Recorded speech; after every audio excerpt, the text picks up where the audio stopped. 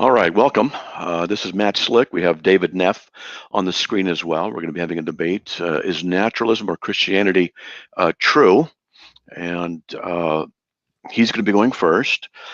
You'll find that this is a rather casual disagreement. We're going to be having probably, we have timed openings, 5 minutes each, and we'll probably stick to it.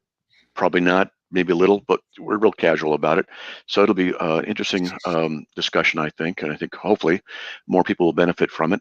And it'll be that. So I'm Matt Slick, the founder of the Christian Apologetics Research Ministry, carm.org, and I'm a devout Christian, and I stand in opposition to things atheistic, materialistic, naturalistic, if they act in a manner that's supposedly autonomous to the true God. And David Neff here is going to introduce himself, and then when he's ready, he'll just start. All right, Dave. Well, thank you, Matt Slick. I want to thank you so much for agreeing to this topic. I'm going to begin by saying that I know I'm not going to win this debate. Matt Slick is just too slick for me. I am a student right now at Harvard Community College. I actually am getting ready to transfer to 4-year. I had actually an interview today with the University of Colorado, Boulder, and it looks like that I have a pretty good chance of being accepted. If I am accepted, I'm going to be studying molecular cell developmental biology with a minor in planetary and astrophysics. So that's who I am. And Matt, if you want to introduce yourself, go right ahead. Well, I already did, but boy, I'll tell you, I wish I was young. I would love to be able to study what you're studying. Yeah, it's molecular biology. Oh, yeah. I would use it for the glory of God. Yeah, I'm using it for. I'm really interested in virology, so that's kind of what I'm interested in doing. I love astrophysics as well, so two of my passions, studying them, would be great. Yeah, well, I'll be 64 next week. I'm too old to really get into a whole new set of learning stuff. What I'd love to, if I could be given another 100 years, I'd go back and get more degrees. All right. So Dave, when you're ready, and I got my little timer here on my phone, and at 1 minute, I'll just interrupt you and say 1 minute or 30 seconds. And if you go over, you go over, but we'll do it. Okay. All right. Sure. And you can activate the, because you have control, you're in here. You can activate that thing. If you need help, just ask me. Yeah. Well, you need to add the screen back into StreamYard. It is. Oh, I have to? I thought you could do it. Well, when you're ready, let me know and I'll just do it. Okay. I'm ready whenever you are. Okay, go for it. The PowerPoint isn't up. Oh, you want it up there? Okay. Yeah. There we go. There we go. Well, thank you very much. This is a debate that is coming now between two worldviews, naturalism and Christianity. First, let's understand the two worldviews. Naturalism says that the natural world is all that exists, and that is governed by natural laws, which can be discovered by science. Theism says that in addition to the natural world, there is God in the supernatural world, and that this God is supposedly all-knowing, all-powerful, all-loving, all-present, etc. And that this God is able to interact with the natural world and perform miracles. And the superior, I will define as the worldview that best explains our observations and our reality. And there are two main points that I want to bring forth. Number one is that theism is incoherent, and number two, that naturalism is a better model of our reality. So first point is that theism is incoherent. There is no agreed upon definition of God, and the properties of God are incompatible, such as all-knowing and all-powerful. So no agreed upon definition of God. What does the word God even mean? What does it actually mean to be outside of space-time? That doesn't make any sense. How can we objectively know the mind, the will of God? How can we objectively know the nature of God? And how can we objectively know which religion is correct and which interpretation of that religion is correct? So this is, of course, what Dan Parker calls the FANG, the free will argument for the non-existence of God, that if God exists, then he is omniscient and free. But this is logically absurd, that if you being free, I define as that which is in accordance to your nature, the compatibilist view. I totally agree that Matt Slick, that God does not necessarily have the ability to choose to sin, but did God have a choice as to whether or not to create the universe? So the problem is, if one knows what action he will perform, then it is impossible for him not to do it. So henceforth, it is impossible for both to be God, for to be both free and all-powerful and all-knowing. Something is happening here. There we go. Or not. Why is this not going? Let me try this again. There we go. And naturalism is a better model. What do we expect under naturalism? So naturalism can create models, whereas theism cannot. For example, theory of evolution is a model on the biodiversity of life. The germ theory is a model on how bacteria and viruses cause diseases. The nebular theory is a model on planetary and star formation. The atomic theory is a model on the fundamental particles that make up the matter. And actually, theism actually steals the concept of the uniformity of nature. If God exists and is able to perform miracles, interact with the world, and shake things up, this would actually be quite destructive to the scientific enterprise. Science would not be able to predict when God steps in and performs miracles. And theism does not have any explanatory power and cannot make any novel testable predictions like naturalism can. So with that, I wrap up my points. How did I do in time?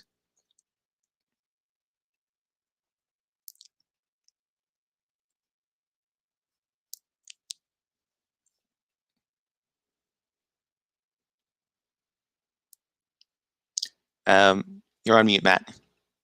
Something is weird. For those who are in Discord, we're doing a debate right now, so if you talk to me, it's not a good thing. Okay, yeah, I had my All right. I had my Discord open. I'm gonna exit out of Discord. That may have been my problem. Yeah. So I'm doing debate, folks. Okay, so I gotta figure out how to mute everybody inside of here so that I don't know. I may have to get out of here because we're having debate right now, folks. So if you want to go to Carm, I'm going to get out of it because it'll be distracting. I'm going to just go to Carm Facebook Carm.org, and you can see the link. And David, Neff, and I are going at it right now a little bit. We're just coincidentally, and that's that. All right. Okay. Whew. You had another minute. I had a whole minute. Okay. Well, you want to use your minute? Sure. Yeah. I really don't have anything to say in the 1 minute, but I guess I'll just point out that I know Matt Slick is going to be using the tag argument, the transcendental argument for the existence of God, and going to be asking some questions about how we are able to trust our thoughts and all of that. And I do have some good answers for that. So I'm going to wait for Matt Slick to bring those arguments up. You're not a very good prophet. All right, so let's go. I'll put my timer on. Here goes. All right, so we first must define our terms. The issue is, does naturalism or Christianity best explain things? Well, naturalism is a belief that nothing can exist beyond the natural world. Instead of using supernatural or spiritual explanations, naturalism focuses on explanations that come from the laws of nature. That's from vocabulary.com. From dictionary.com, it says the view of the world that takes account only of natural elements and forces, excluding the supernatural or spiritual. The belief that all phenomena are covered by laws of science and that all theological explanations are therefore without value. So there's a lot of problems here. One thing is, why is that the proper definition? And what in it necessitates the validity of that position to begin with? Whenever we argue about something, if we're going to argue about Christianity, we have to define what Christianity is. I'm not arguing about theism in general. I'm arguing about the Christian God and only the Christian triune eternal God.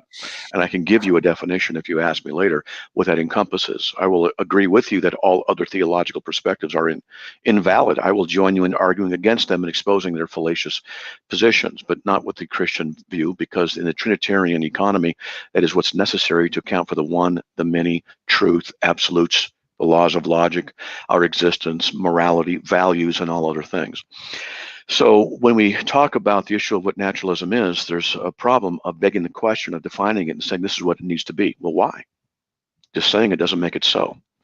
And just saying it's superior doesn't make it so either. You have to have a standard. I do think that you try to provide one that which best explains what you observe. Well, that would be up for debate. We could just talk about that.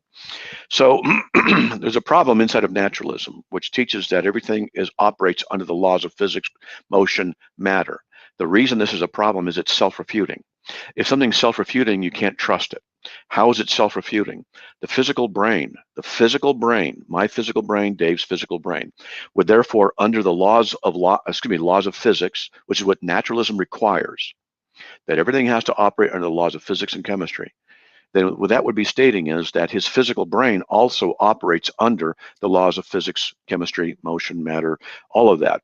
But the problem is that this necessitates automatic and necessary chemical reactions. It does not produce proper logical inference, or I should say, there's no way to know that it does or does not produce any proper logical inference, since it's only operating under electrochemical necessity. If it's operating under electrochemical necessity, there is no way to validate whatever you might think, believe, or hope to be true. This is a fundamental problem inside of naturalism. It's something that must be overcome. I have used this so many times with atheists to get to the point where I say, your brain just made you say that. And I'll end up saying this probably again later tonight. My opponent, what he has to do is provide a model by which naturalism can be judged to be true. But if he judges naturalism by naturalism, he's begging the question and validating, or committing the law of begging the question, and that's not a valid procedure. If he says it's because it's what he observes, then he's an empiricist, and empiricism has its subjective problems. If he said it's logically necessary, then we can get into the tag thing, because how would he presuppose the validity of the laws of logic in a naturalistic world, since the laws of logic are abstractions and the natural world is not? So how does the impersonal produce personal? How does the impersonal produce transcendental abstractions known as the laws of logic? These are just some of the many problems, but I'm going to turn it back to this. That if naturalism is true, then the physical brain is required by the laws of chemistry. I'll reduce it to chemistry, electrochemical reactions. In the brain, stimulus, I say 2 + 2 is 4. He hears that, he agrees, disagrees, whatever it is. He has that, it comes into his brain. Chemical reactions occur, and a thing comes out. If I say, what's 3 × 3? He'll say 9. That's because the chemical reactions required that. Now, if the chemical reactions require it, is it true? Naturalism is self-refuting because it cannot provide a means by which you can know if naturalism is true.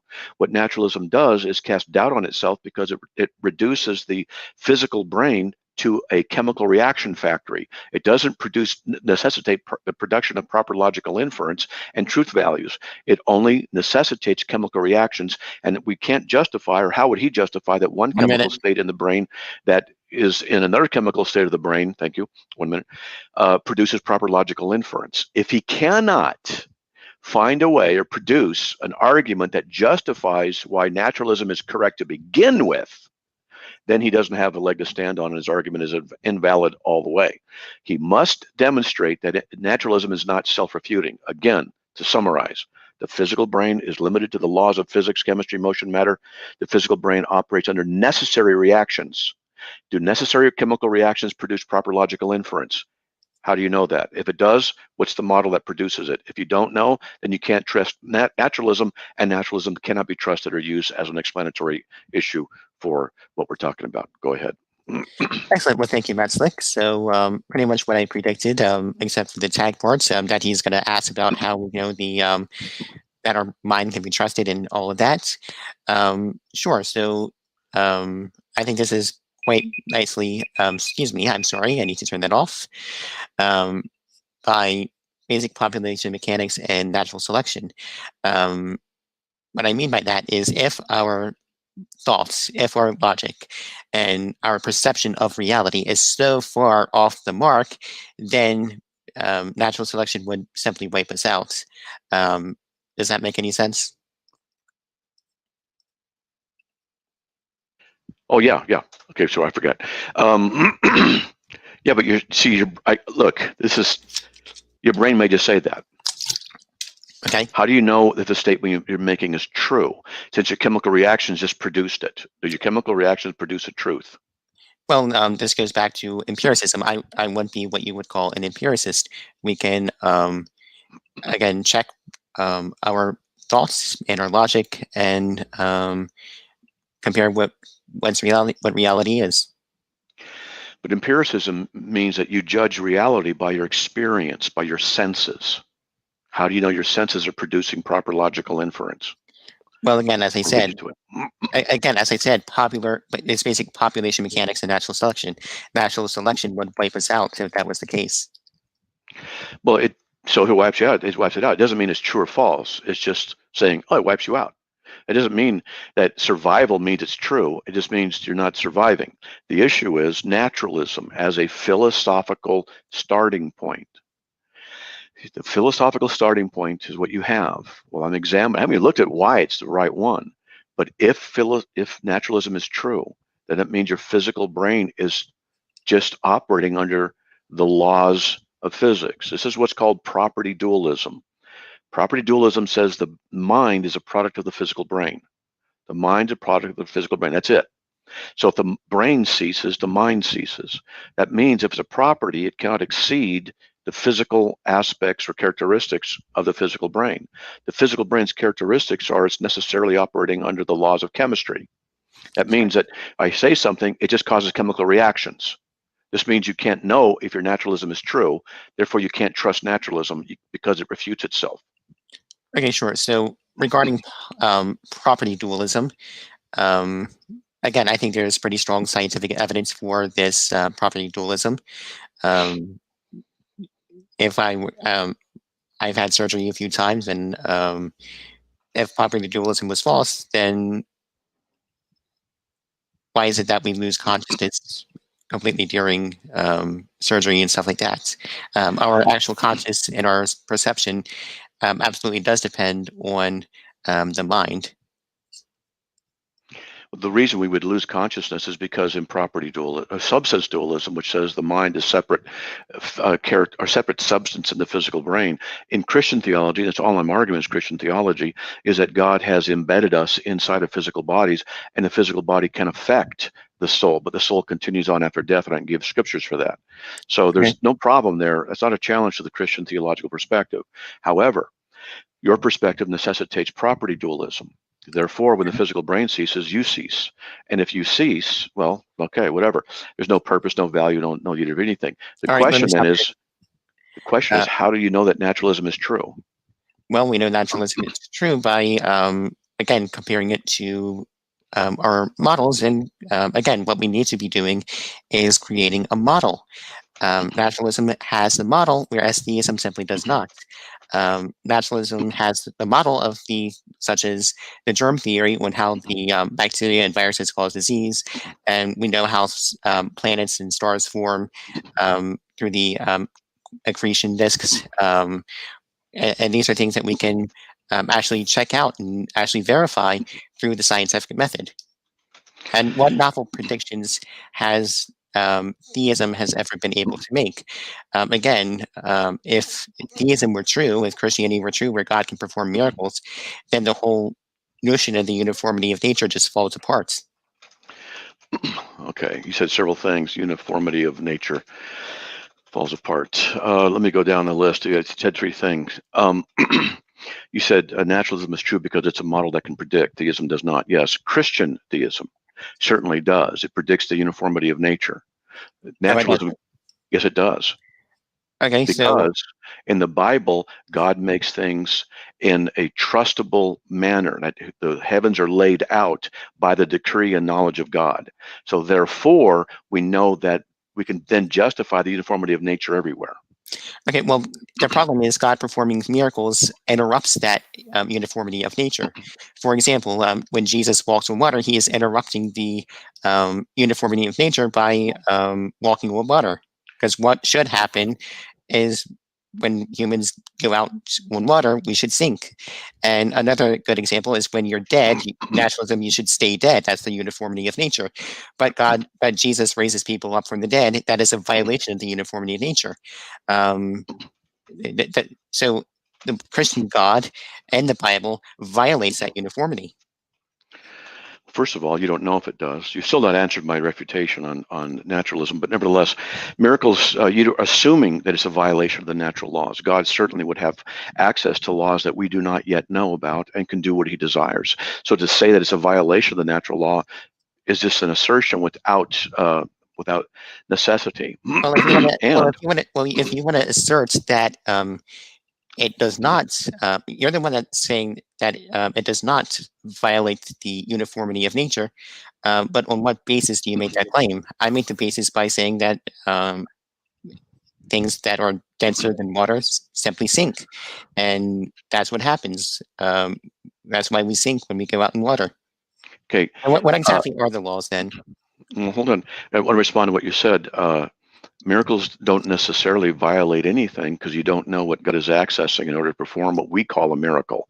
If we took a laser, my little laser pointer, which I've got back 1,000 years, and pointed at somebody, they'd say it's a miracle. How can you make that light do that? Or two walkie-talkies.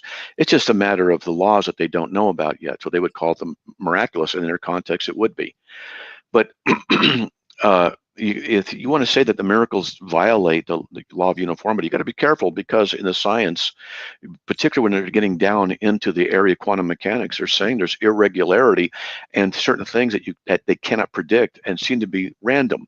So science itself is introducing the randomness and violating the uniformity of nature issues itself. So it is refuting itself. So the argument works against you, doesn't work against me. Incorrect. Let's take this down one more time. So under your position that the laws of nature are uniform because of God, and basically the nature of God, this becomes a circular logic. This becomes circular. What exactly is the nature of God? First off, how do we know the mind and the will of God? What does it even mean for God to be transcendent or outside space-time? Well, I never say that God is outside of time, because we don't know what that means. I tell Christians, don't use that phrase. We don't know what that means. It's nonsensical. How do we know the will of God? It's easy. Read the Bible. He has self-revealed himself in the Word of God, the Bible, and in the person of Jesus Christ. How do you know that? Because for one thing, it's self-attesting that it's true. It has prophecy. Circular reasoning. We all do. Yes, we all do circular reasoning, and I'm willing to step into that circle if you want. But the thing is that the Bible has prophecies in it in the Old Testament that are fulfilled in the New Testament, and plus it provides a necessary precondition. Okay, what prophecies did Jesus fulfill? Micah 5:2, born in Bethlehem. Okay, and how do you know? Let's break this down one by one. So when Jesus was born in Bethlehem, many people were born in Bethlehem. And what I found in my studies is that all of the so-called prophecies that Jesus supposedly fulfilled are either out of context, mistranslated, non-existent, or the passage they are quoting is not even a prophecy. And how do we know Jesus was actually born in Bethlehem? And I say that because there is actually a very interesting passage in the book of John. Let me try and pull that up. Where is it? I think it's in John where is it? What's it say? Maybe I can find it for you. It's basically where the people are arguing about Jesus, and they say, must the Messiah be born in Bethlehem? I know where, I think that's in John. Yeah, it says in John 7, as the scripture said, that Christ comes from the descendants of David's and from Bethlehem, the village, the town he was. Yeah. Okay, so here's the question. Here's the problem with that verse. If Jesus was actually born in Bethlehem, then this verse does not make any sense.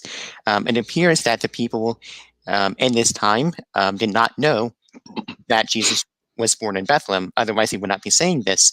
And neither the gospel writer nor any person there actually step in and correct them. They should have corrected them, saying, well, actually, Jesus was born in Bethlehem.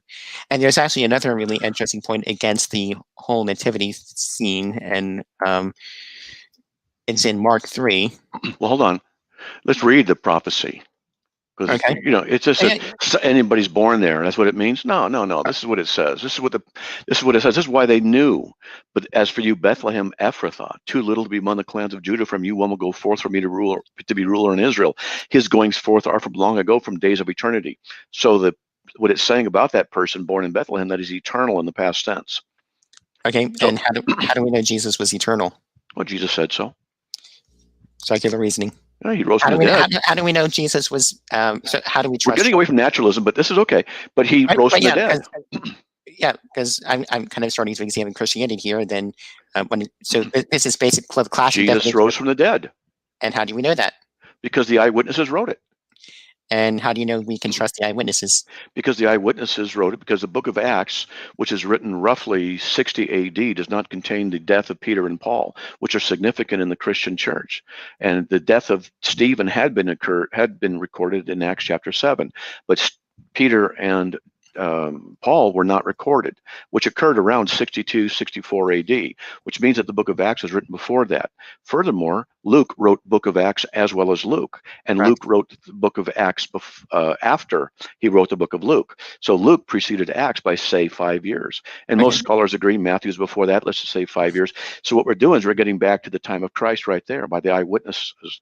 So we know that these things are written very early. And I have studied the historical reliability of the New Testament documents, and there's something like 99.8% textual identical. There is no historical evidence to suggest that the documents have been corrupted or are inaccurate, and they do go back to the time of the original writers. So that's how we know. So you said that there's no evidence that they've been corrupted. What evidence would we look for if the Gospels were corrupted? Because I can think of. They would have to contradict each other all over the place. But there's 6,000 supporting manuscripts, and as I said, there's something like 99.8% textually identical. Okay. And there are differences that are both meaningful and some of them actually really do change how you read the entire book or an entire. Well, look, we're not into historicity. You asked me. I said, how do you know this? This is the Bible's reliable because I gave you the Acts thing was very, very important. This is how we know, and it's very accurately transmitted. You need to do your homework because it's the issue of historicity. So how do we know that Jesus is who he said? Because the eyewitnesses wrote it what they said, and it best explains the issue of his of their changed behavior, his resurrection, his ascension into heaven, and all the stuff that was prophesied that they wrote was prophesied, and their behavior, which was changed. It's all consistent. If you have a better explanation, go for it before we get back to naturalism's problems. Okay, sure. So my explanation, the way that I look at it, is that Jesus was a person who claimed to be the Messiah. He was a apoplectic preacher who believed that the kingdom of God would be coming in his lifetime and the lifetime of his followers. And over time, the story of Jesus grew and changed over time. And if you don't believe that the story of Jesus changed, just look in the Bibles. Now, I'm not going to list thousands of contradictions because that would be a dishonest gish gallop. But there are significant contradictions in there that there are significant textual variations. And when you look at the non-canonical Gospels, you see that so many different stories were written about Jesus, and these stories keep circulating time after time, day after day, and they changed. Early Christianity was based on an oral tradition, and then it was written down several years after the event. Maybe we could say 3 to 5 years after the event, but that's still a pretty long time. And so, yeah. It's not enough time for what's called legend and corruption of the story to come in. Plus, there were eyewitnesses still around. When eyewitnesses were still around when the documents were written, and they would have said, "No, this is not accurate." You don't have any evidence of that. What you do have evidence of is the accuracy of the New Testament documents that describe who Jesus Christ is. Jesus Christ claimed he was God in flesh. Jesus Christ claimed to be the creator of the universe. So now, the Christian worldview can explain the origin of the universe, why we're here. In naturalism, you can't do that. You can only presuppose naturalism's validity. So then how then can we account for our own existence instead of naturalism, which you still have not refuted my argument that naturalism is self-refuting because of the physical brain problem. You still haven't dealt with that. You dismissed it. You want to attack on the Bible, which I can tackle for a while, but we got to come back to this issue. How do you know naturalism is true if your physical brain, under naturalism's definition, is limited to the laws of chemistry? How do the laws of chemistry produce proper logical inference? Again, as I said, if the mind did not produce these logical inferences, we would be extinct through natural selection, and we would also we can actually go through and verify and check whether or not our thoughts are being logical.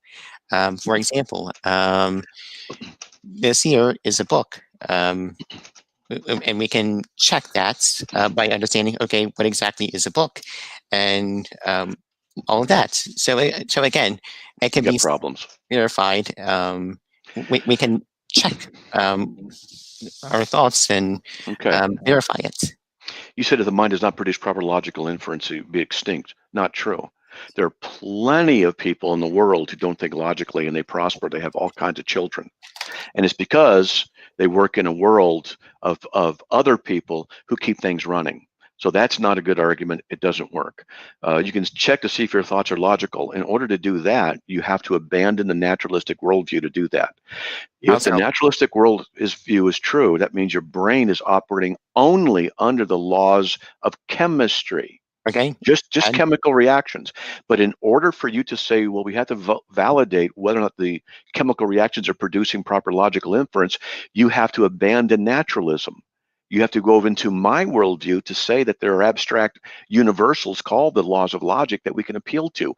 If you say, hear me out, if you say that we're just appealing to what occurs in the mind, you don't have any way of knowing that if your mind is thinking things properly. You have to leave your mind and go external to the transcendental laws, which naturalism doesn't allow. So therefore, naturalism has no way out of its own predicament.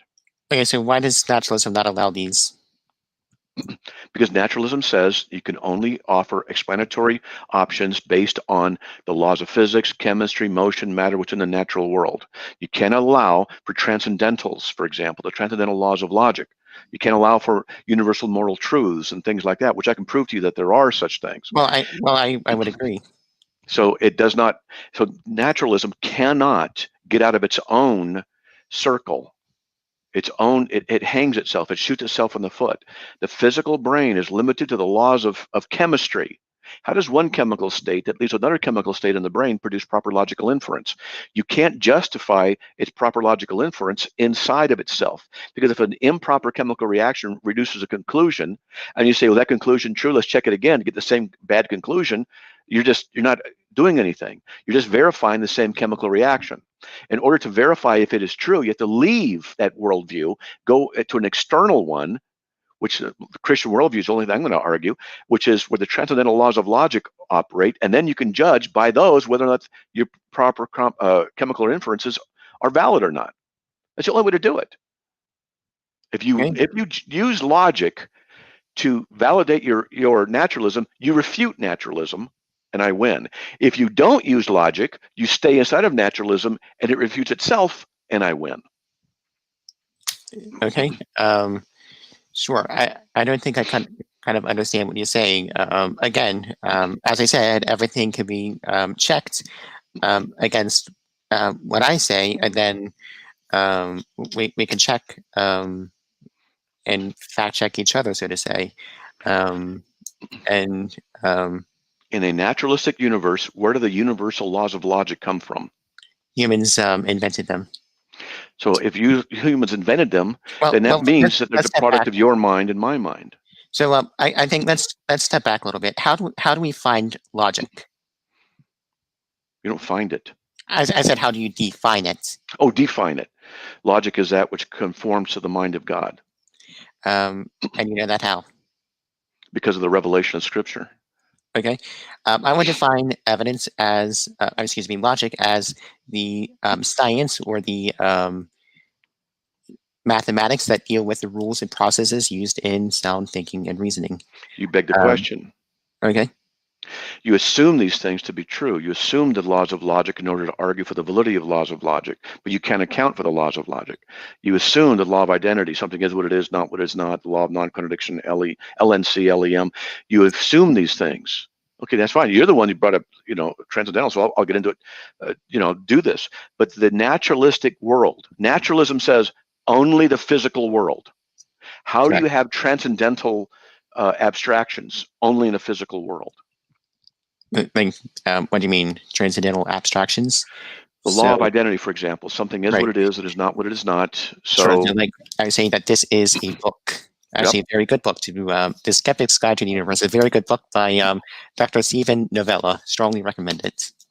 Yeah, and this is a telephone, so a cell phone. So the thing is, we recognize this. You presuppose the validity. So how do you account for that in naturalistic thought? Sure. So again, humans defined what a book is. Humans define what a cell phone is. These are properties that emerge as the natural consequences of language. So again, when we talk about what something is, this is a book because that's how humans define a book to be. So then you're saying that humans invented the laws of logic. Correct. So how can they be transcendental if they're invented by humans? Same way the mathematics can be transcendental if they are invented by humans. For example, it was Sir Isaac Newton that invented calculus.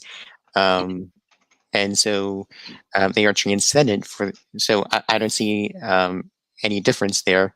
And I think the number 0, I think, was invented or at least discovered in like a couple hundred years before Christ, and was you just shot yourself in the foot. No. You said 0 was discovered, and you're correct. Yeah. So calculus was discovered.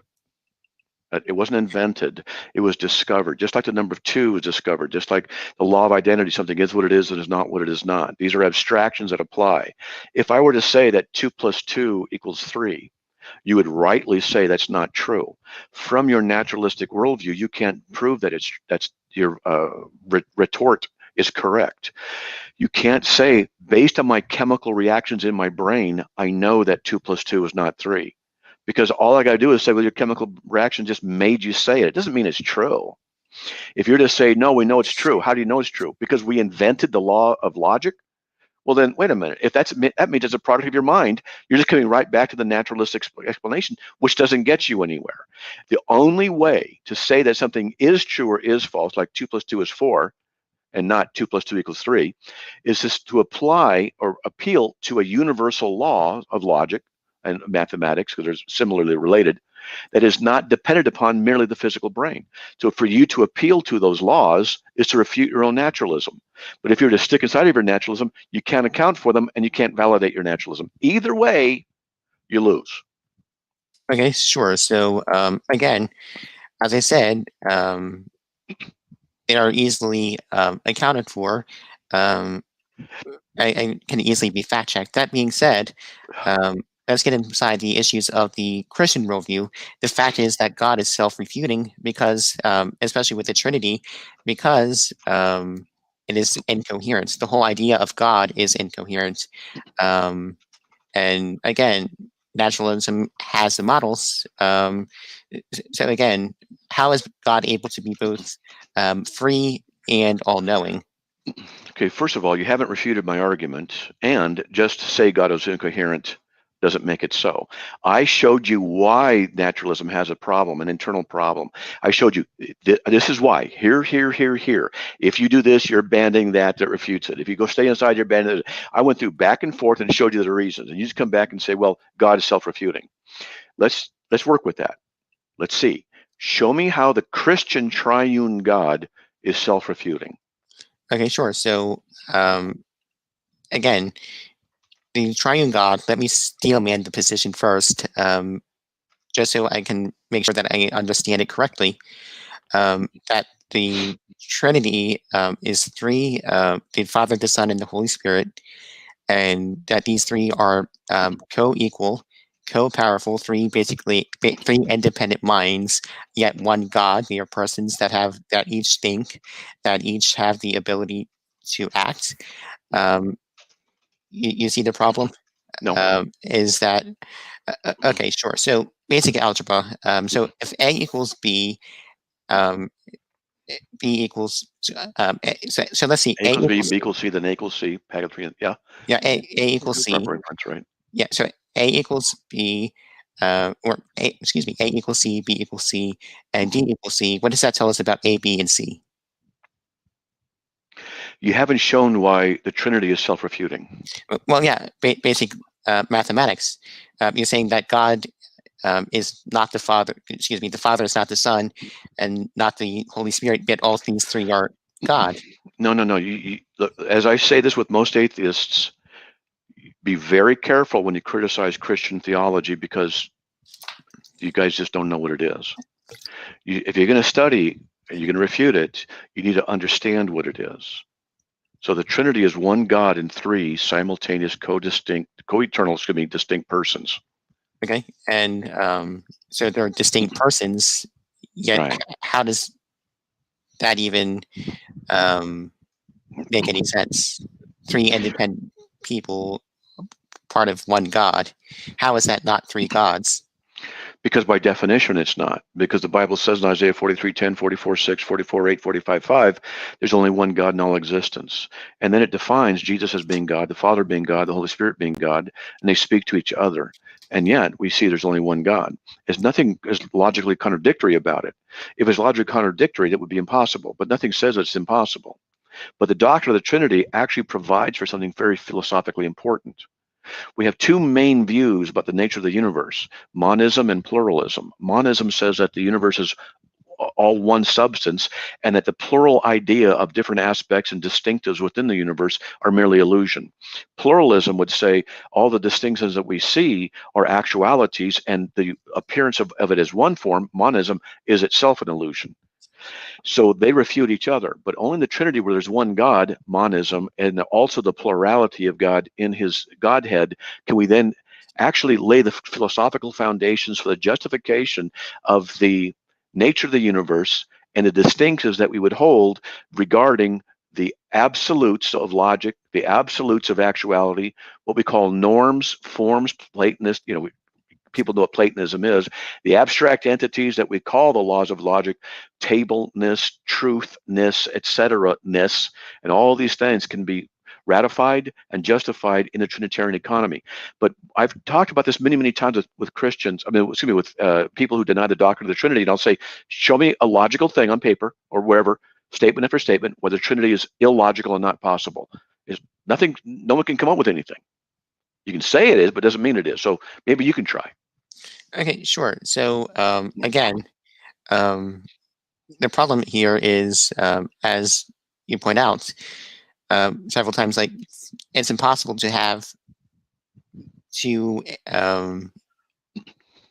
infinite, all-powerful beings such as Mormonism, where they have numbers of gods that are all infinite, and but they don't say that. That's not Mormonism either. Yeah, well, I know Mormonism that all these gods go backwards in time, and that's an infinite regression problem. But they don't say that they're all of the same power and level.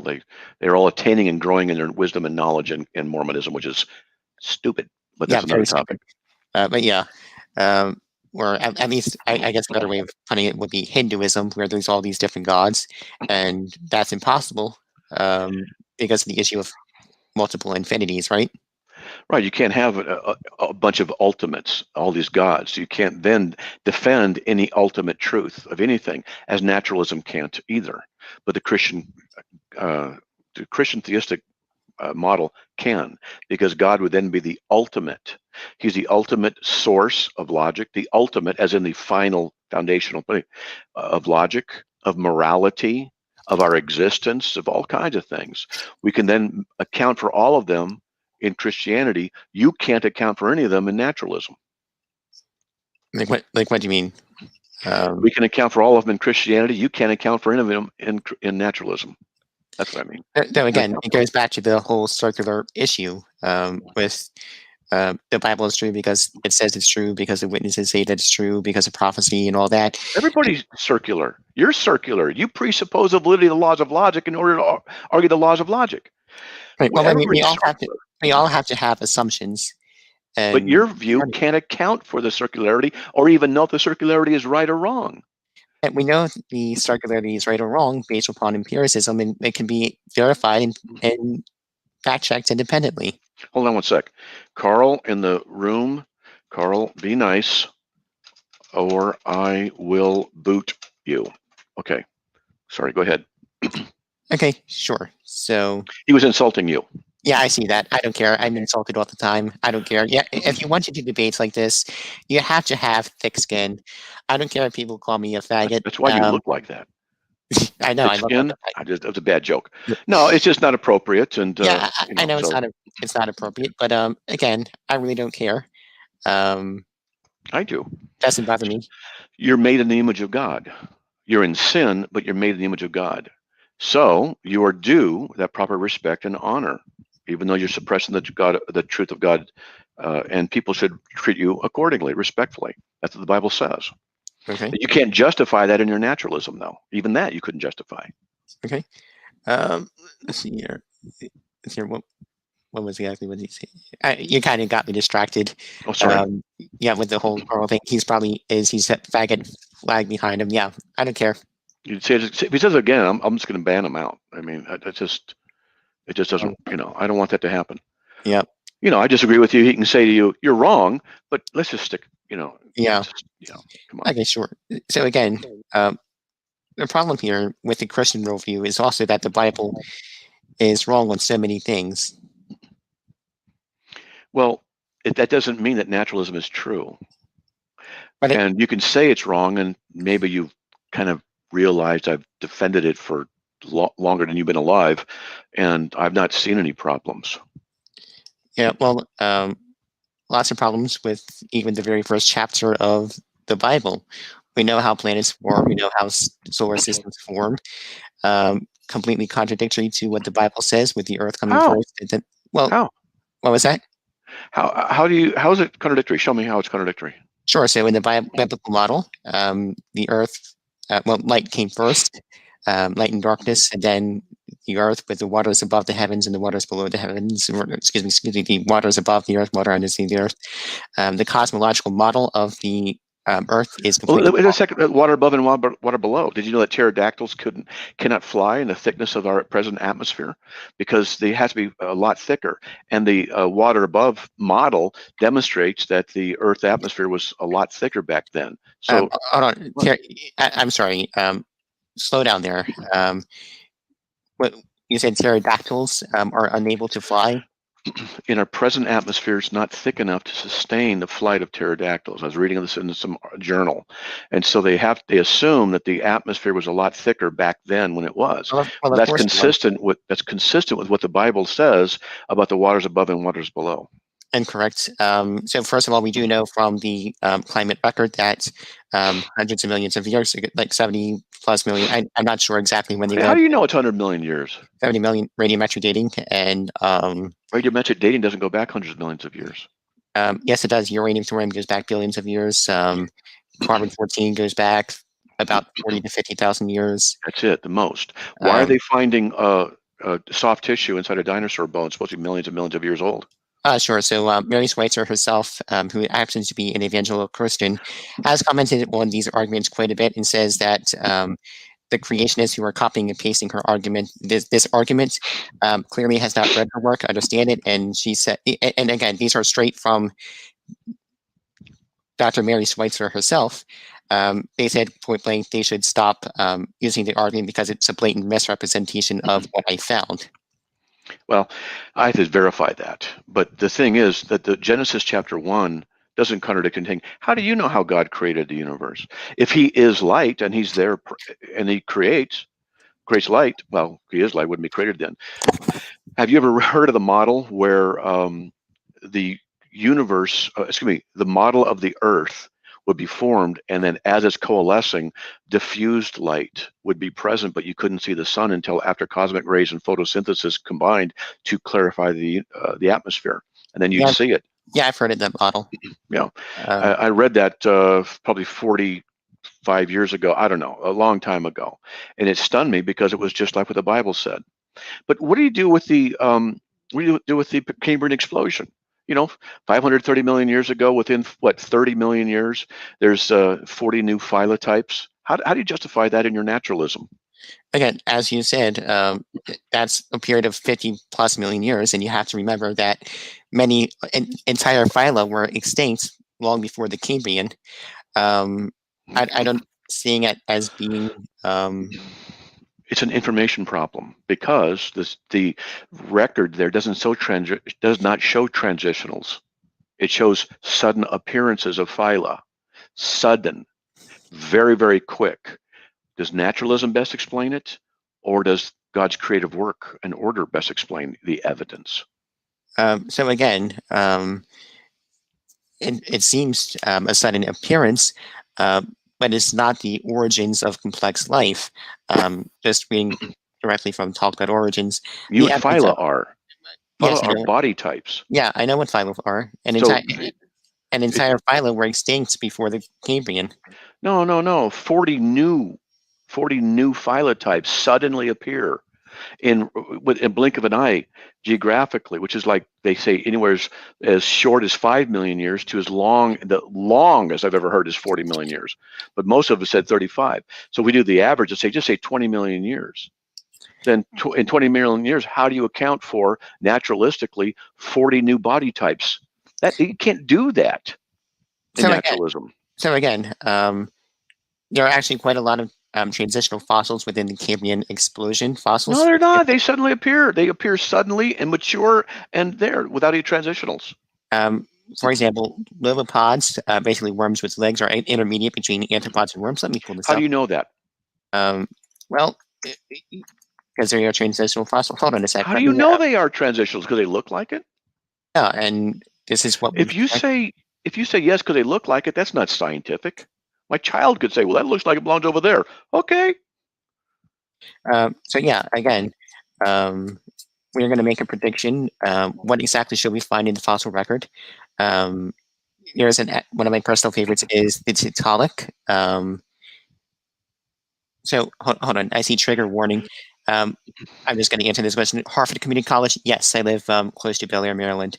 And so, yeah, right now I live on the Maryland-Delaware line.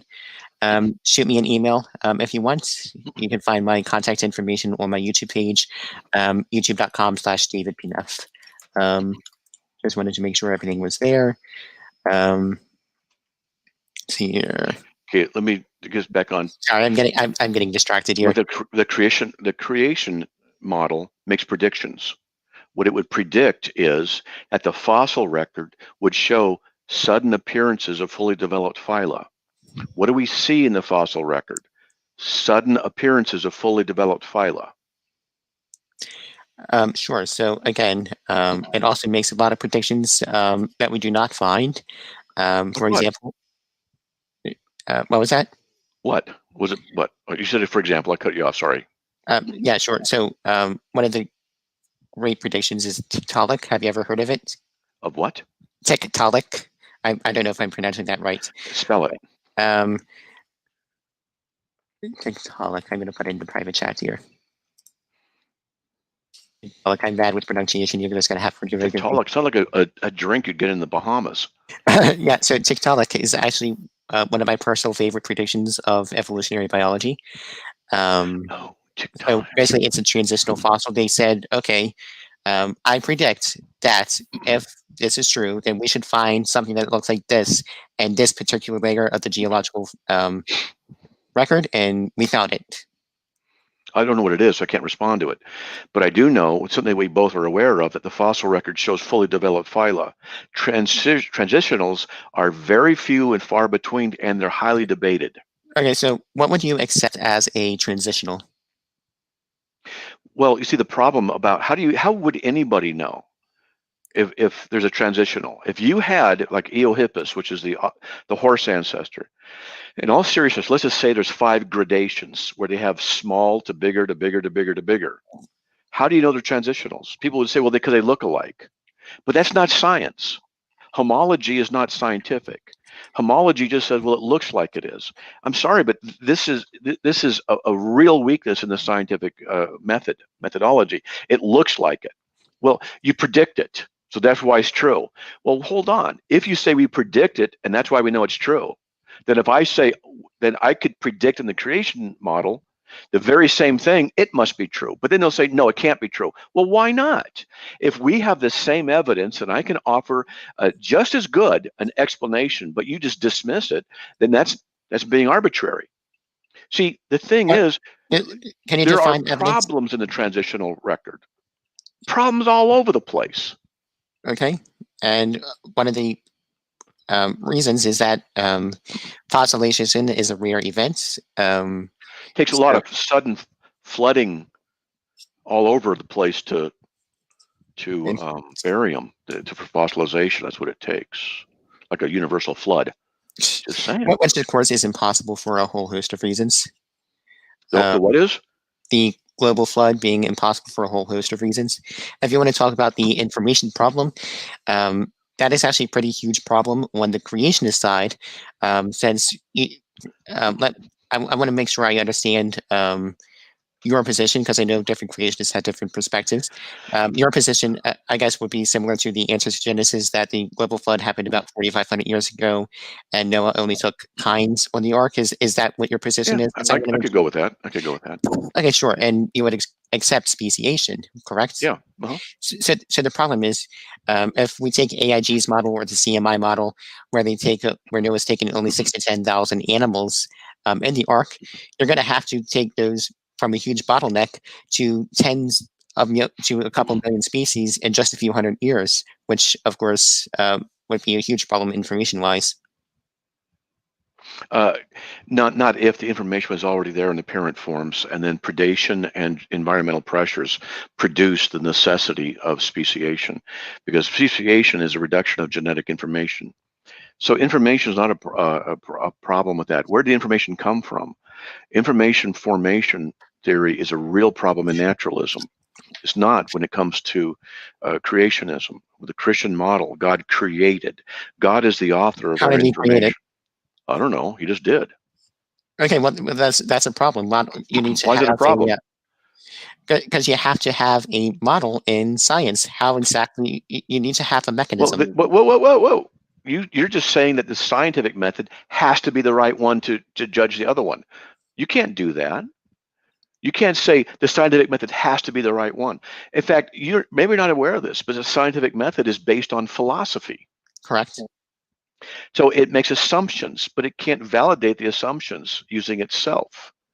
It is, and plus it's provisional, which means that it's always changing and always learning. So isn't that a good thing? It cannot be, no, I'm saying it cannot be used to falsify God's existence. Okay. So you should not be using it as a means to defy God's existence. You still have not answered the issue about naturalism in the brain, because it means, logically speaking, you can't trust it as being a true model. In order to assume its validity, you have to abandon naturalism to assume naturalism, and that's inconsistent. You can't account for it unless you borrow from my worldview, which is the transcendental laws of logic, uniformity of nature. You have to assume these things. The laws of logic are universals. They have to assume them. The uniformity of nature can't be justified in the scientific method. It can only be hinted at and believed in. But we can provide, as Christians, a necessary precondition, not only for the laws of logic, but also for the uniformity of nature, as they reflect the character and mind of God. Christianity has far more answers to these problems than you do. And let's here's an easy one: the woodpecker. I love the woodpecker.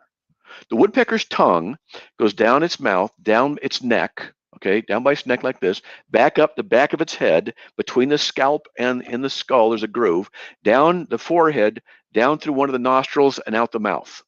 Okay. It's just one of the many features of the woodpecker. How does that evolve? Sure. So basically, again, all that is really required is for the woodpecker's tongue to evolve, is for it to go longer, which of course happens gradually. And of course, you're actually kind of mistaken about the understanding of the tongue anatomy. You think that the tongue is actually anchored in the nostrils and go backwards. Although I didn't say that. It goes from the mouth down by the neck vertebra. It comes back over the back of the head, over the eye. You can tell me that how's that happen? It's best explained by God designed it. It's not best explained by over 2 million years. The tongue gradually worked around up to the top of the head, and it aided survivability during that time. And then that genetic information, while it was occurring, was spread throughout all the genus. It doesn't make any sense. And why doesn't it make any sense? How does a tongue stuck in the back of a bird's skull aid in survivability? Hold on. I don't quite understand. Is it? But birds fly in the air and they grab bugs, and Okay. they crush them, and then they just jerk their heads, momentum, and they swallow the bugs. You don't really need a tongue for that. Okay. Okay. The woodpecker, however, is different. It boasts bores a hole in a tree and then inserts its tongue into the cavity created in order to get to the insects. So it necessarily must have that tongue. Now, if a bird is going to be flying around with his tongue stuck back here and then back here, the generations, now it's in the back of its skull with a great, it takes a long time. Now it's got to come back between the eyes. How many generations is this occurring before it becomes functional? Like, I mean, I'm not quite sure I understand the question. How many generations? Well, again, it's a rhetorical kind of question. It's a ton of generations. It's a whole bunch.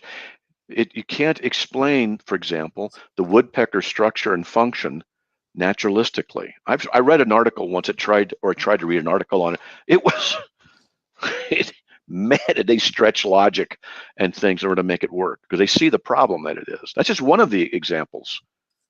Okay. It's best explained by design and by God creating it. That's the best explanation. It's all in place. Okay. And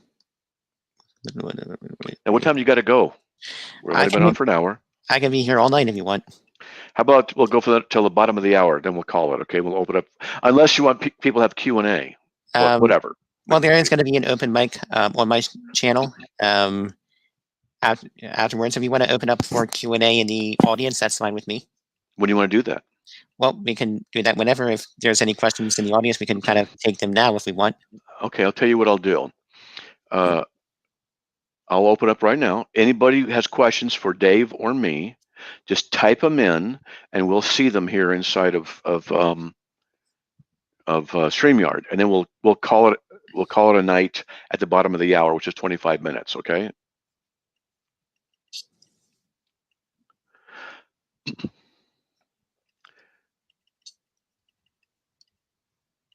Oh, Jehoiakim West, please, Jehoiakim, please explain how the woodpecker evolved. Please explain, Jehoiakim, because he's insulting Christians. Explain the phylogeneration inside of the Cambrian explosion. What model do you have that suddenly, scientifically, that you can demonstrate and repeat as being true, can explain for it? So don't talk about idiocy. You're going to be condescending and insulting. Let's see if you can do that. Explain how the tongue of the woodpecker can evolve. Explain the, and don't just say punctuate equilibrium as a response either. And then we haven't even got into the problem of information formation. Okay, anyway, go ahead. Okay, whose question is that? It is somebody. Jehoiakim West. Listening to Christians talk about evolution is sad, or lack of education in this country, especially amongst Christians, is how you idiots ended up electing Trump. You know, I just find his attitude condescending and insulting. You're just being a jerk. So if he wants to, voice up, then answer the tough questions. And if he can't, then maybe just shut up and go home, and then you can cry in a used diaper. All right, sure. Yeah, the hummingbird. How does that? Yeah, that's true. Just because you don't understand how something happened doesn't mean it didn't happen. Oh my goodness. Okay, sorry. I'm supposed to be debating you. So anybody have any questions? Basically, just because you don't understand how something happened doesn't mean it didn't happen. Now, of You're course, making an argument. Joel just can't think critically. That's obvious. So, of course, I'll probably be able to answer more about the details of evolution through my 4-year education. You're going to be learning a great deal about biochemistry, right? Yeah, and that's one of the things that I'm really looking forward to learning about, getting more in detail. Now, I'm not, you can tell me, you can name any structure and ask me how it evolves. I'm not going to be able to tell you exactly how every teeny tiny part evolved because we'll be here all night, and that's not my real expertise, at least not yet. So, anybody have any questions you want to ask? Either him or myself? Let's just ask. Okay, Tony Anthony, you're gone. Yeah, okay. and I also want to point out about the Cambrian explosion or the Cambrian radiation, is that many phyla groups, such as mammals, reptiles, birds, insects, did not appear in the Cambrian. And the fish that were in the Cambrian are unlike anything we see alive today. So, well, okay, but the Cambrian explosion says in roughly 25 million years that basically 40 different phyla. For those who don't know what phyla is, there's a basic body type, correct? Body type: a snake, a bird, a dog, I don't know, fish. These are body types. They're major. In order for body types to change from one to another, the amount of information is incredible in its change. And the basic model says this, that if you have a fish that's going to change into an amphibian, and I'll just butcher it just for the issue of illustration. The fish has to develop through mutations some lobes of some type. Then they get the coelacanth and then all that kind of stuff. And it was able to get out of the land. Well, then it has to have gills that can now breathe air. But these things, you know, now it has gills that breathe air. It's not like that. It's the protein molecules have to form and disseminate through the folds and through the. It's vast. Yeah, I am getting a couple questions in the thing. I also do want to point out that only about 1/3 of all the phyla alive today are appeared in the Cambrian. There's a couple questions. Let me pull back. Here, I put one in the major window there. Hold on, there's one right before that from Adam Harold. How does your viewpoint explain the lack of transitional fossils?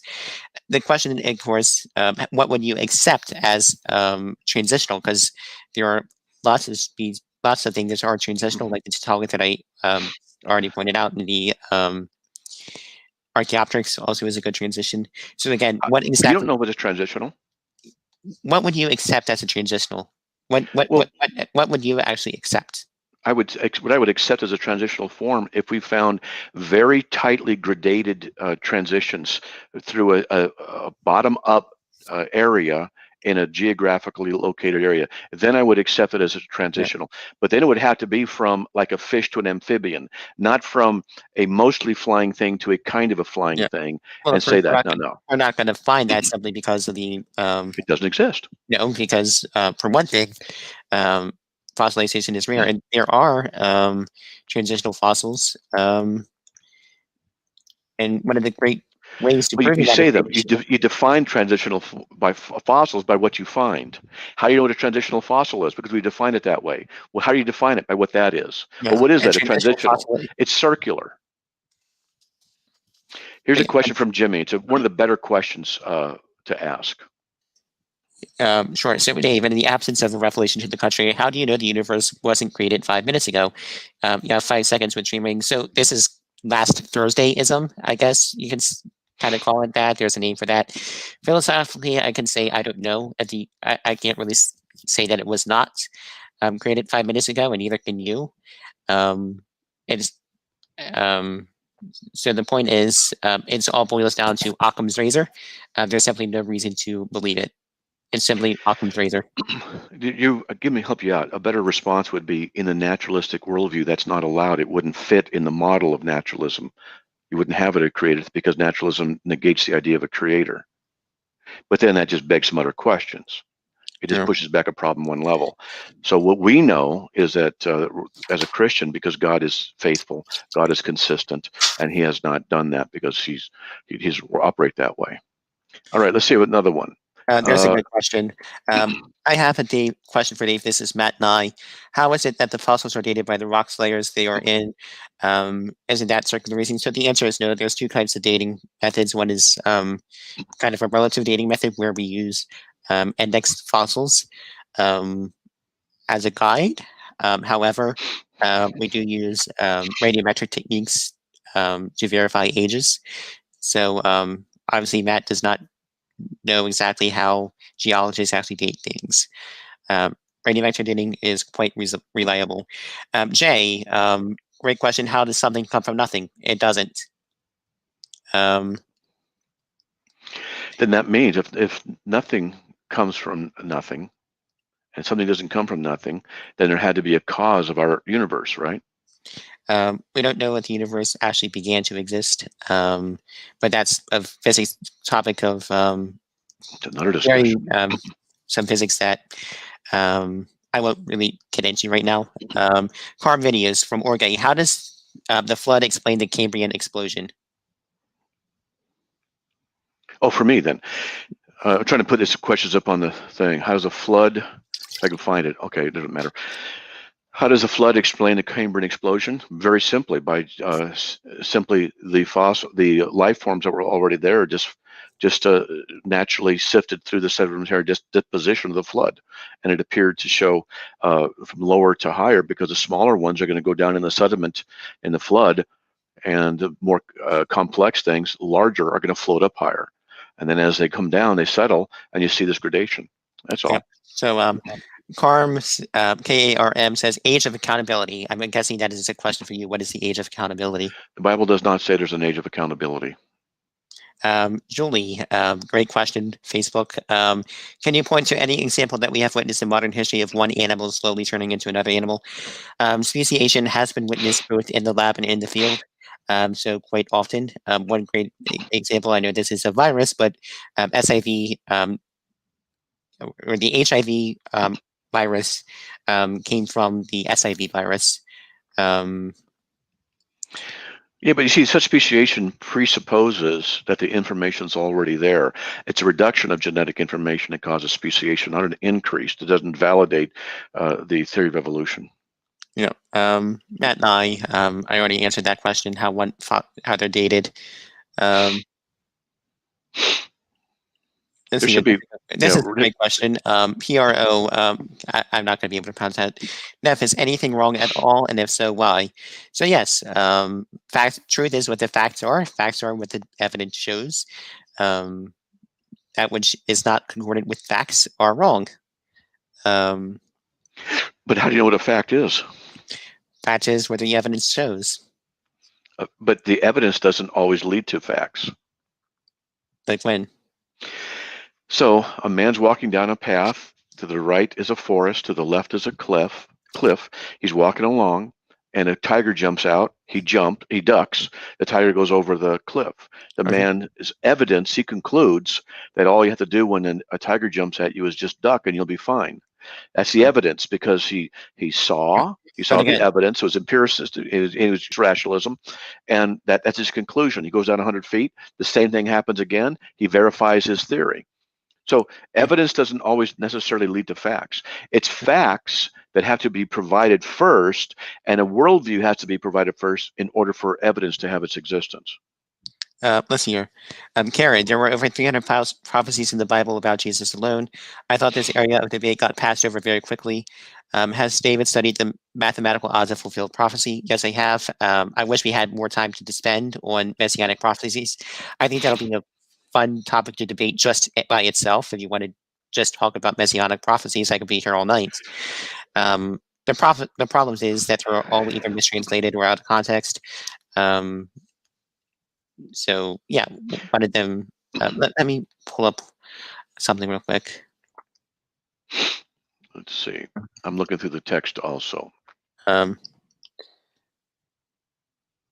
David, what is truth? Truth is what the facts are. Truth is what conforms to reality. How do you know that's true? Again, because that's what it is. So, how do you know that's what it is? You don't know that's what you don't know that's what truth is. You're just saying that's what truth is. You define it. Why is it that definition the proper definition? Again, because it is. Okay, so then God exists. How do I know? Because it is. So Matt and I, David, you mentioned radiometric dating in your response. How do you know that the rate of radioactive decay has remained the same over time? Well, great question. If it has not remained the same over time, if there was a sudden acceleration of nuclear decay, that would release an enormous amount of heat and energy. And Dr. Andrew Snelling actually did the calculations and got 22,000 degrees Celsius would be the temperature if nuclear decay was actually sped up a couple million years in a few amount of times.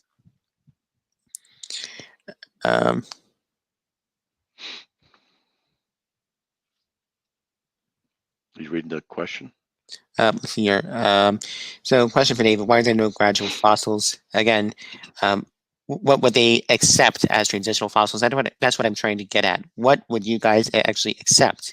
So again, there are transitional fossils out there. Yeah, but that's a problem. Do you say they're transitional fossils? How do you know? Because they look like it. That's not science. Yeah. Again, let's see what else we got. Humanity. I'm looking. God is amazing. Okay, good. David, you mentioned. Here we go. You mentioned radio magic dating in your response to my question. How do you know radio? Oh, he already got that one. Yeah, Sorry. I already answered that question. Sorry about that. Let's see. Matt, did humans live with T-Rex? No, And if they they did not. did, why No. wasn't there more accounts of it in the caves and such? I don't know if they did or did not. Yeah, they did not live. They lived 70 million years plus before No, mankind that's did. what you say. But the last few chapters of Job describe what looks like or sounds like dinosaurs. Let's see what this says. No, it David, doesn't. you mentioned radio dating. Okay, these are repeated. Some of these just come in Yeah. again. Okay, we don't have a natural mechanism of changing. David, absolute favorite question. Matt and David, what about Pascal's wager? If Matt is wrong, he loses nothing. If David is wrong, he loses eternal life and suffers eternally. What about that? What do you want? You want to respond to that? Yeah, sure. So, real quick.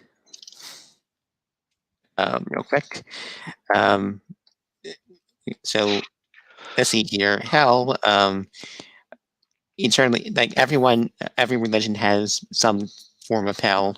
I guess you could say I'm going to hell in every religion. I'm not going to waste time fretting over a place that does not exist.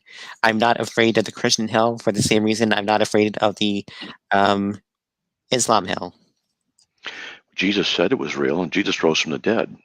Yeah, take him seriously. Let's see. Question for David Neff. Does energy and matter produce life? Not sure I understand the question. You have just energy and you have matter. Does it produce life? Yeah. Life from non-life. Yeah, abiogenesis. I'm not up to speed with the whole science of abiogenesis, but quite interesting research is going on. And that's one of the things that I might do my undergrad research on. There was a paper out not too long ago where RNA bases were created in a lab. Yes, where you mean by design? Lab-made primordial superheroes RNA bases. They had designed specifically an experiment to get the basics, which still is not information, which is necessary for life.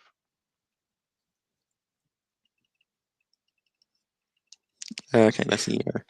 Hold on a sec. I need to plug in my computer before it dies. Neff, I'd say evidence for Darwinian evolution, but might be to show one of these transitions being born. But even that might just be fluke mutation. Okay. Dinosaurs and men live together. That's obvious. Yeah, it happens all the time. You have Democrats out there. They're all obviously dinosaurs. Yeah, and what's wrong with chemical processes? Real quick, stop right there. I would actually agree. Dinosaurs, and we call them birds. We call them birds. Birds are dinosaurs. They are tetrapod dinosaurs. See, the people just say this. They're dinosaurs. How do you know? Because we said so.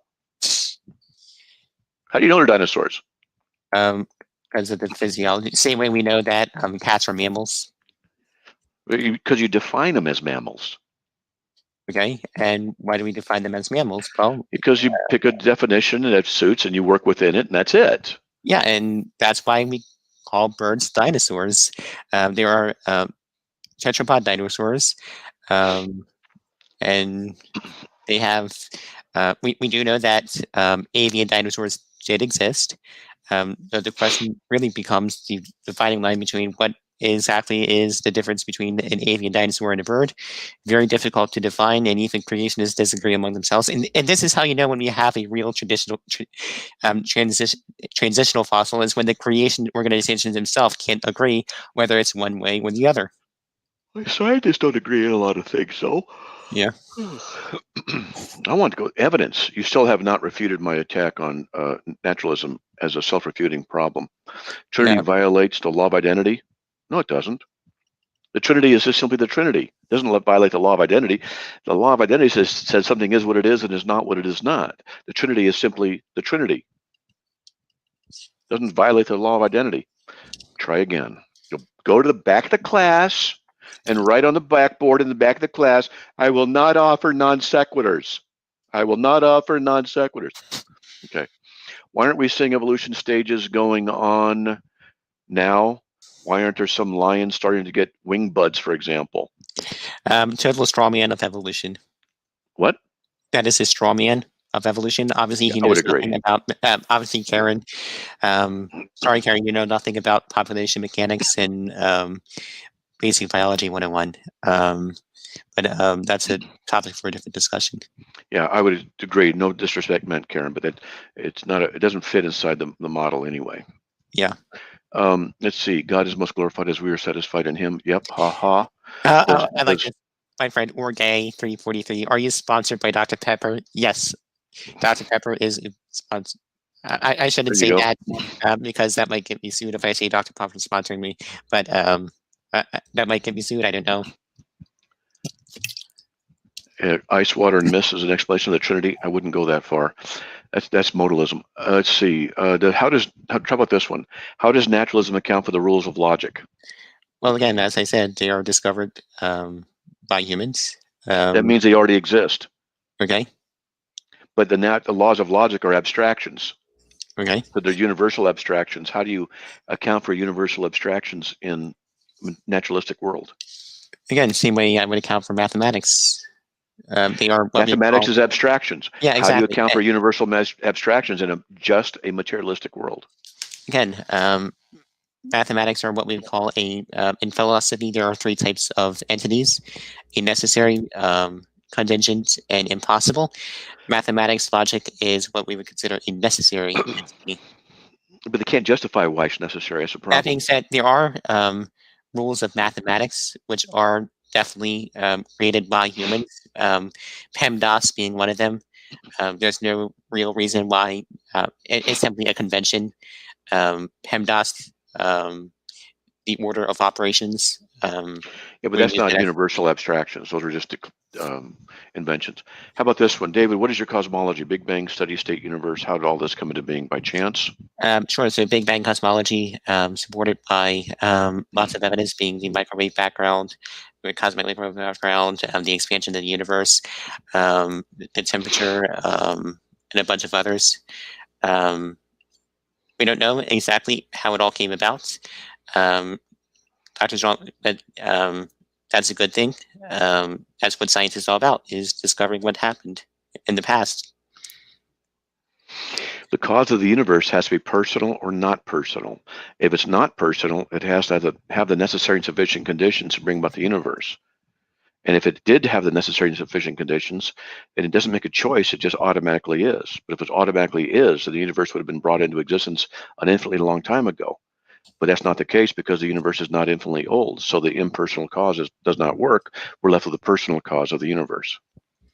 Hold on a sec. Carl D. It's Carl D. Pedro asked. Carl D. Pedro, will you give me your info? Message me. Yes, I'm actually on your Facebook page right now, and I am going to send a friend request. Add friend. Pedro, Carl Pedro, you just your friend request. This is a good question. You have got to answer this one. I think it's a great question. The changes in human evolution have been so drastic over time that we will look. What would we look like in 500,000 years? Martians or lizard people? Ask me again in 500,000 years. Yeah. Humans will probably. And then this guy says, Slick's laws of logic refute the Trinity. No, they don't. Try, if you want to offer a syllogistic analysis or it's a logical thing, please give it a shot. You can email us, but no, it doesn't. David, how can abiogenesis be valid when the second law of thermodynamics states everything tends towards chaos and disorder? How do you get complex cells from non-life given the second law? So this shows an ignorance in the second law of thermodynamics. First off, the Earth is an open system, not a closed system. Second of all, if that were the case, then snowflakes would not be able to form. Planets and solar systems and all will not be able to form. But we do see the process. We know how stars form. We know how planets form through core accretion. We can actually see that process happening today.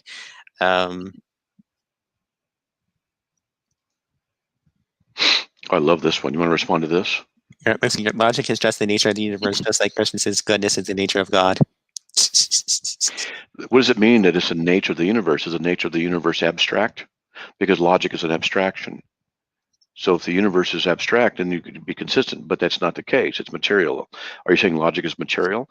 If you're saying logic is a property of the physical universe, that's a problem because properties can be measured. So a property of, oh, I can't use this flashlight. There's properties of this little flashlight right here. Okay. Right. Properties of the flashlight. It has grayness to it. A little thing here has weight, density. So you could measure all the properties, but you can't measure the properties of logic. You can't measure logic using the same methodology, so therefore it's not a property of the universe. It doesn't work. That statement is incoherent. Yeah, let's see here. How about this one? Hold on, I want to go back for one question, couple. Hugh for Neff, what happened to the body of Jesus? Well, I know you're not going to like my answer, but Jesus died and probably was buried either in a mass grave or just left to rot on the cross and decayed over time. So you believe he existed, and I could get into why you believe that. I said I believe he existed. I said he was probably thrown into a mass grave. Then all the eyewitnesses who wrote about what they saw were wrong. Another topic. 150 years of digging, millions of examples found. Why do you say rare fossils? 2, many billions of opportunity for transitions. Where are they? Statistically, it seems they should be everywhere, but they're not. Okay. Yeah, sure. So number one, because fossilization actually is real. We are very fortunate to have the fossils that we do have simply because of how they need to be preserved. And billions of opportunities for transition. Again, what would you guys actually accept as transition? If you guys can't get me what you guys would accept as transition, then then nothing you guys would I can show you. Well, that'd be interesting because there's problems there. Slick just claims he can account for all these statements without justification, just assumptions. No, I've been arguing these things and providing God as a necessary precondition. The nature, for example, the laws of logic, they are abstractions and they're transcendental. But if they're abstractions require mind. How do you account for the universality of the laws of logic if they're abstractions and transcendent absolutes without a transcendent absolute mind? These are the questions, Jerry. If you want to debate me on this, we could do this, and I'll ask you the questions, and you won't be able to answer it because from a naturalistic perspective, you can't justify it. I'm Matt from the Philippines. Oh, if you want to respond to that, go ahead. I'm going to look for some other ones. Yeah, Matt and I. David, the universe is a closed system, though. Incorrect. The universe is not a closed system. It is an isolated system. Let's see. How about this one? I haven't read it. Transitional fossils should be defined as a group of fossils that demonstrate its transition. Yeah, it's circular. That's all. Transitional fossils should be defined as a group of fossils that demonstrate a transition. Yeah, that's circular. It's invalid, but yeah. Let's see. Christianity is a relationship. David, do you accept? Yeah, okay, I like this. How about this one? I don't know if you want to answer it.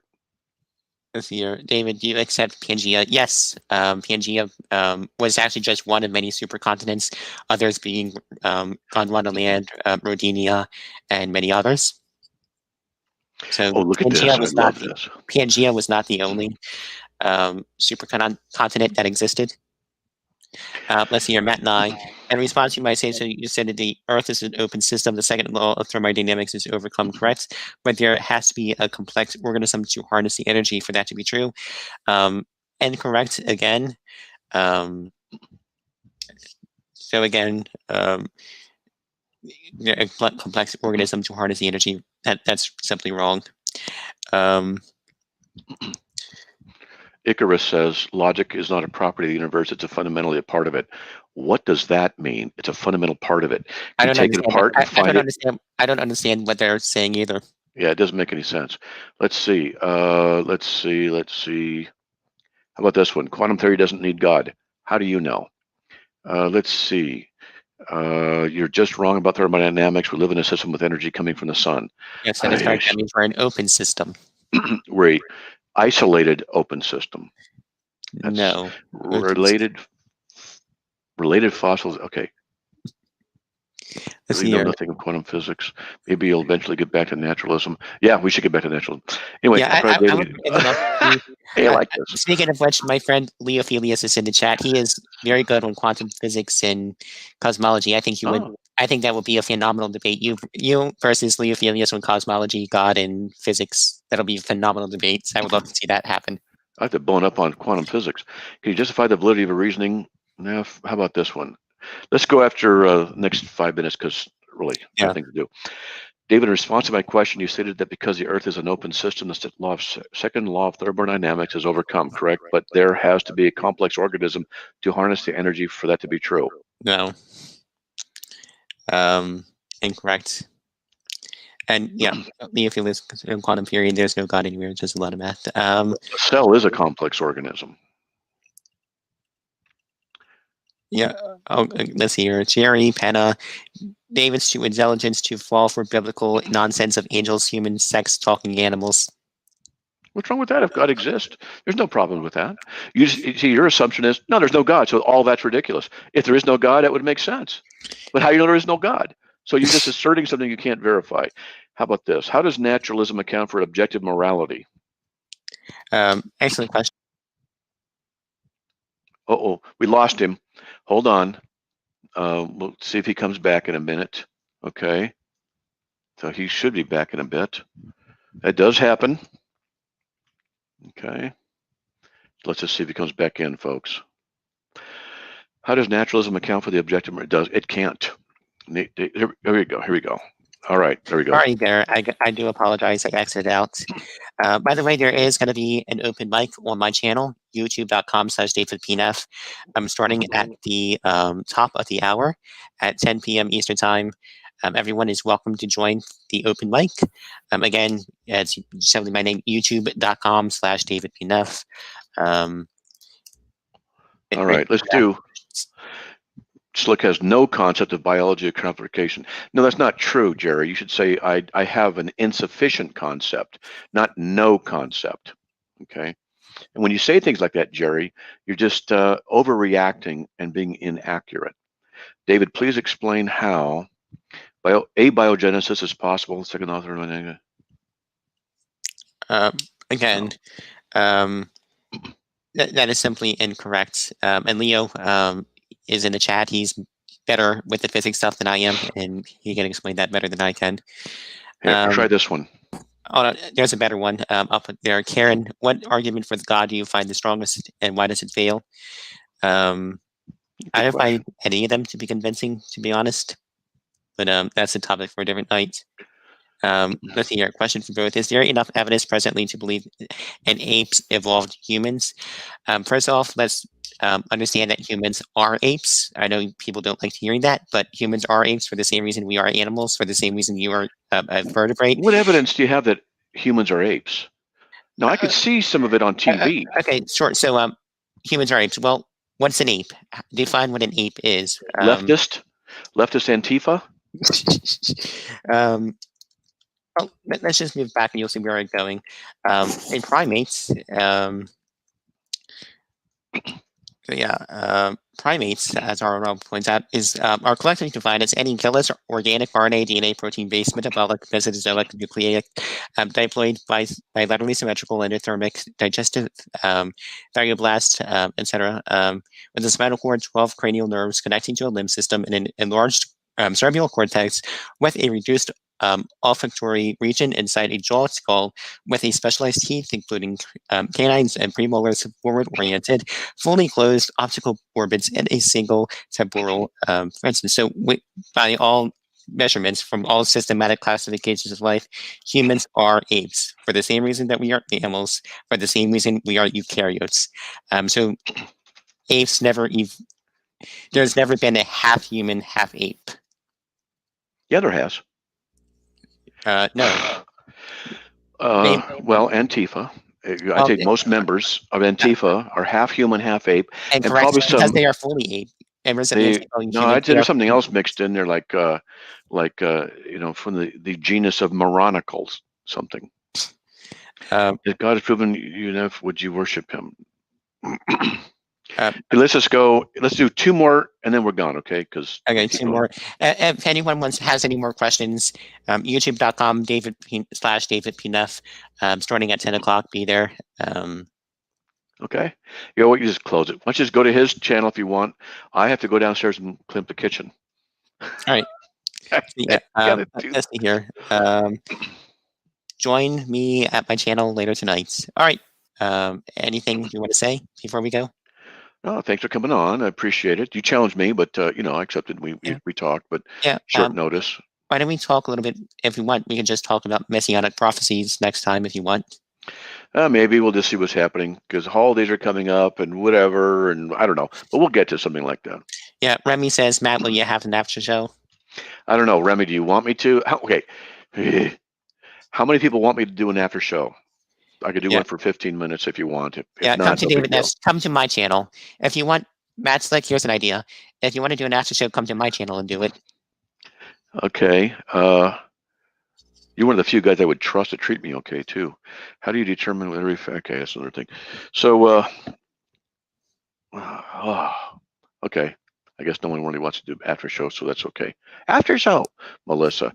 Okay, I'll just put a little after show link for me, just for a little bit, so I can leave when I want to leave on the Facebook page. Of course. Okay. Hold on a second before you go. Can you type this into the comment section? That is the link directly to the after show. If you could paste that into the comment section, that would be fantastic. Sure, type it in. It's right in the private chat. If you could put it in the comment section.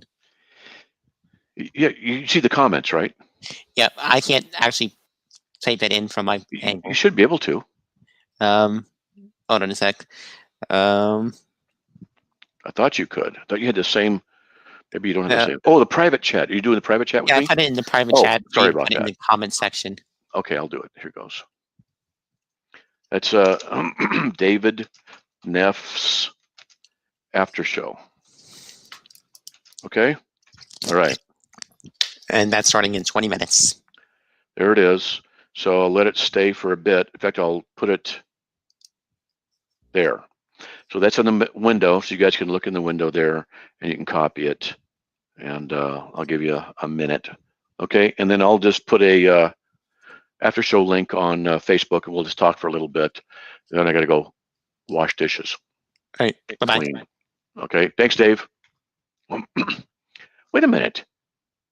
We can just do a after show